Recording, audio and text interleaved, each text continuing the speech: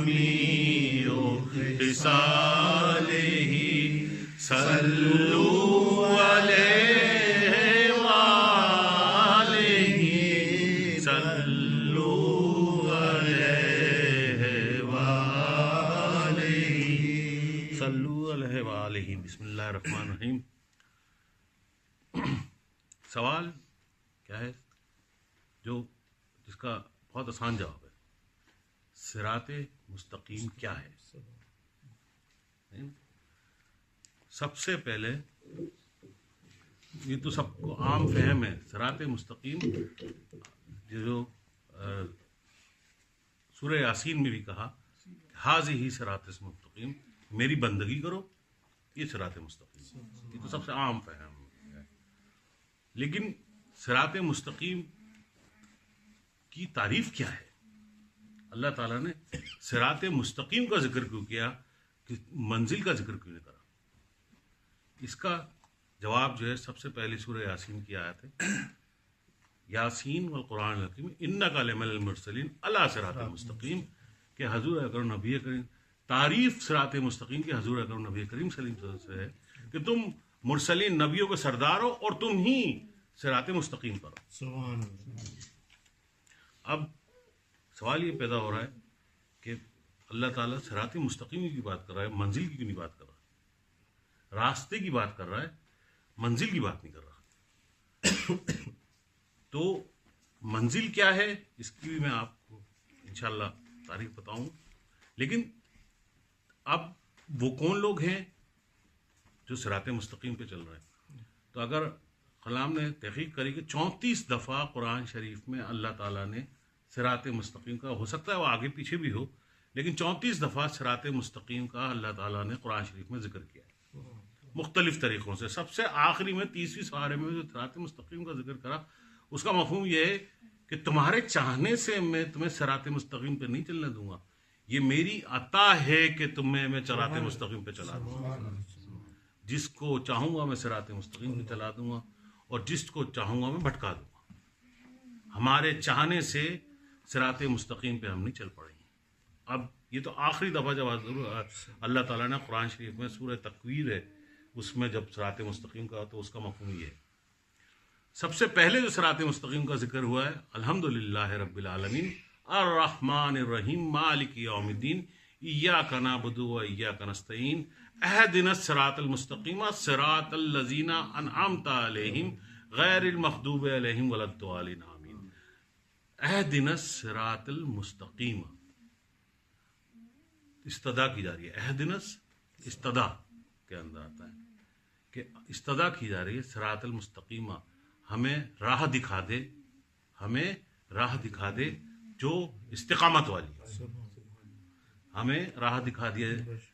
اللہ تعالیٰ سے استدا کر رہے ہیں اے اللہ ہمیں راہ دکھا دے جو استقامت والے ہو. سب سے پہلے تو شوق پیدا کیا اللہ تعالیٰ نے کہ پہلے بتایا سورہ فاتحہ کے بہت ساری تفاسیر ہیں، بہت سارے اس کے افادیات بھی ہیں، لیکن سورہ فاتحہ میں اللہ تعالیٰ نے اپنے ہونے کی دلیل اور دعویٰ کیا ہے. سورہ فاتحہ میں اللہ تعالیٰ نے اپنے ہونے کی دعویٰ کیا ہے اور اس کی دلیل پیش کی ہے. تو کیا کہہ رہے ہیں کہ پہلے تو آپ کے اندر شوق پیدا ہو کہ اللہ تعالیٰ کی طرف رجوع کرنے کا. تو اس کے لیے سب سے پہلے آپ کو جو ہے کہا ہے کہ آپ استدا کرو، آپ خواہش پیدا کرو. اہدنا الصراط المستقیم، اے اللہ مجھے صراط مستقیم جو استقامت والی راستہ ہے اس پہ چلنے کی توفیق عطا. صراط الذین انعمت علیہم، وہ راستہ جو تو نے اپنے انعام، جن کو تو نے انعام دیا ان لوگوں کو عطا کرا. اب اہدنا الصراط المستقیم کی تفسیر ابن کثیر میں لکھی گئی ہے، تو یہ ہے اس میں ایک حدیث کا ذکر ہے کہ ایک ایسا راستہ ہے جس میں آخر میں ایک شخص صدا دے رہا ہے کہ تم میری طرف آ جاؤ. اس کا جو ہے اس کا بیان کیا گیا ہے. حدیث کا مفہوم یہ ہے کہ وہ قرآن، حکمت والا قرآن آپ کو صدا دے رہا ہے کہ تم میری طرف آ جاؤ، اور اس میں دروازے ہیں جس میں شیطان کھڑے ہوئے آپ کو بلا رہے ہیں. وہ جو ہے اللہ تعالیٰ کی بنائی ہوئی حدود ہیں جو کہ حرام کے لیے ہیں, کہ جو اس میں شیطان کھڑے ہو کے آپ کو اس حرام کی طرف بلا رہے ہیں. وہ حدودیں ہیں جہاں پہ آپ کو نہیں جانا. اور جو آخر میں جو شخص آپ کو بلا رہا ہے وہ قرآن, حکمت والا قرآن ہے جو آپ کو سیدھے راستے کی طرف بلا رہا ہے. تو یہ تو ہو گئی صراط مستقیم. لیکن اس کی منزل کیا ہے؟ اچھا پھر اللہ تعالیٰ کیا کہہ رہا ہے؟ میں ہر ایک کو نہیں کہہ رہا. پہلے پھر ہم واپس آ جاتے ہیں 30ویں پیارے پہ جہاں پہ صراط مستقیم ہوگا کہ تمہیں ہر ایک کو میں نہیں بھیجتا صراط مستقیم پہ. اور پھر جب ہم وہاں سے جب یہ پڑھتے ہیں تو پھر ہم سورہ فاتحہ پہ آتے ہیں تو بولتے ہیں پھر ہم استدا کر رہے ہیں اللہ ہمیں صراط مستقیم دکھا دے جیسے کہ تو نے ان لوگوں کو دکھایا جس کو تو نے انعام دیا. تو پھر اللہ کہہ رہا ہے اچھا ہاں تو تم میں نے جن کو انعام دیا ہے ان کے ساتھ ہو جاؤ تو تم صراط مستقیم پہ آ جاؤ. وہ اولیاء اللہ جو جن کی ولایت ازل میں ہی لکھتی گئی تھی. ولایت جو ہے حضرت علی کرم اللہ وجہ کے بعد, نبوت تو حضور کرم نبی کریم صلی اللہ علیہ وسلم پہ ختم ہو گئی, حضرت علی کرم اللہ وجہ سے ولایت شروع ہوئی ہے. اور جو جن کی ولایت حضرت روز ازل میں ہی لکھ دی گئی تھی, جو مادرزاد ولی پیدا ہوئے ہیں, ان کے اللہ تعالیٰ نے انعام دیا ہے اور ان کو ساتھ ملنے کو کہا ہے. تو سلسلہ چشتیہ نظامیہ فخریہ میں بہت سادہ مادرزاد ولی پیدا ہوئے ہیں. حضرت خواجہ معین الدین چشتی اجمیری مادرزاد ولی, حضرت خواجہ قطب الدین بختیار کاکی مادرزاد ولی. ہمارا جو سلسلہ ہے سلسلہ مولانا فخر پاک فخر الدین چشتی رحمۃ اللہ علیہ دہلوی, وہ بھی مادرزاد ولی تھے. ان لوگوں کو اللہ تعالیٰ نے انعام دیا ہے اور ان کے ساتھ چلنے کو کہا ہے کہ تم جو ہے ان کے ساتھ چلو تو میں تمہیں جو ہے صراط مستقیم پہ چلنے کی توفیق عطا فرماؤں. اب جہاں پہ راستہ ہے وہاں پہ منزل بھی ہونی چاہیے, کیونکہ راستہ بغیر منزل کے تو کچھ نہیں ہے نا. منزل کیا ہے؟ منزل کیا ہے؟ اب آپ کیسے بھائی مجھے جنت مل گئی, کوئی مجھے منزل ہے. تو جب آپ ایک راستے پہ, جسے آپ کہہ رہے ہیں بھائی آپ جرمنی میں راستے پہ جا رہے ہیں, تو منزل پاکستان میں ہو سکتی ہے کیا؟ نہیں ہو سکتی نا. آپ زمین پہ راستے پہ جا رہے ہیں تو سورج پہ تو منزل نہیں ہو سکتی. تو جس مقام پہ, جس حال میں, جس جہان میں آپ زندہ ہیں وہیں پہ منزل بھی ہے. اللہ تعالیٰ یہ کہہ رہے ہیں نا کہ ابھی ہم اس دنیا میں زندہ رہتے ہوئے میرے راستے پہ چلو تو میں تمہیں منزل پہ پہنچا دوں گا. وہ منزل کیا ہے؟ وہ منزل ہے حضور اکرم نبی کریم صلی اللہ علیہ وسلم کے دربار میں حاضری. ان کی ذات کا, ان کے جلوے کا دیدار ہونا, یہ منزل ہے صراط مستقیم کی منزل, اور کچھ نہیں ہے. کہتے ہیں کہ دنیا فانی ہے, دنیا جھوٹ ہے, دنیا دھوکہ ہے. تو دنیا میں, جو اس فانی دنیا میں صرف سچ حضور اکرم نبی کریم حضرت محمد مصطفیٰ صلی اللہ علیہ وسلم کی ذات مبارکہ ہے, اور اس کا دیدار, ان کے دربار میں حاضری ہی انعام حاصل کرنا ہے, اور وہی منزل ہے صراط مستقیم کی منزل ہے. اور اولیاء کرام وہ ہیں جو کہ جن کی حاضری حضور اکرم نبی کریم صلی اللہ علیہ وسلم کے دربار میں ہر وقت موجود ہے.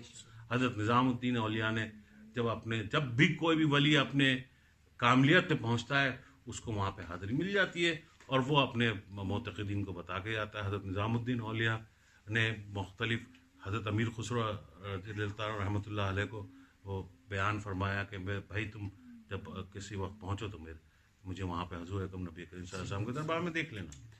اسی طریقے سے مولانا فخر پاک حضرت کلیم اللہ شاہ جہاں آبادی رحمۃ اللہ علیہ اور سلیمان توسوی رحمۃ اللہ علیہ, جب ان سے پوچھا گیا کہ بھئی بابا فرید گنج شکر رحمۃ اللہ علیہ جہاں پہ بہشتی دروازہ ہے, بہشتی دروازہ, تو ان سے پوچھا گیا بھائی یہ آپ جو ہے کہتے ہیں کہ بہشتی دروازے سے جو گزر جاتا ہے وہ جو ہے سب پاک صاف ہو جاتا ہے. تو شاہ سلیمان توسوی رحمۃ اللہ علیہ نے اپنی ٹوپی اتار کے اس شخص کو پہنا دی, اور وہ دیکھنے لگا کہ جب بہشتی دروازے میں جاتے وقت جو ہے نا جانور کی شکل تھی, وہ باقی جب وہ گزر کے نکل گئے تو انسان بنتے چلے گئے.